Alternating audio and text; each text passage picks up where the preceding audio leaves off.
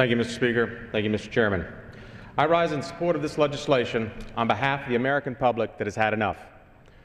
On behalf of those tens of millions of people who pay their taxes, live within their means, and give their hand to a neighbor in need, for they have had enough.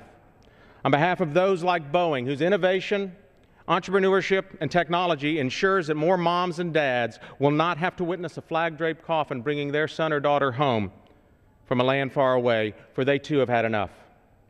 I rise on behalf of those like my dad who fought and bled against tyranny to make sure that the future that he gave to his children would be a future of freedom, for those too have had enough. Mr. Speaker, there is no defending the overzealous oligarchs at the National Labor Relations Board. Their actions are a symptom of a regulatory board gone amok. In fact, the irony of this is that Boeing wants to escape their reach, their jurisdiction. The only way to do so is to move overseas, which is contrary to what any of us want when we want jobs here in America. Nowhere in America should your government be able to tell you what you can or cannot do just because they believe what your intentions are.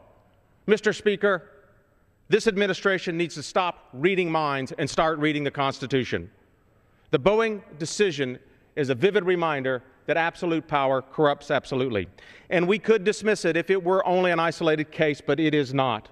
Americans have endured an administration that fines American citizens for not buying a product, raids with guns drawn on an American guitar manufacturer for not shipping jobs overseas, and conducts aerial searches and seizures of American businesses without their knowledge, and orders federal employees not to speak to members of Congress. Mr. Speaker, free enterprise is not the problem. It is the solution. And Mr. Speaker, contrary to what the other side may say, labor is not the enemy.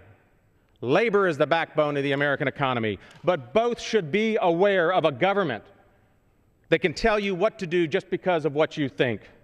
And both should be aware of a government that can tell you what to buy just because they think that's what you need. I pray that this legislation is the cornerstone of a renewed free market citadel called America. The reign of the regulator is over. The American people want their country back, and there are still patriots in this House.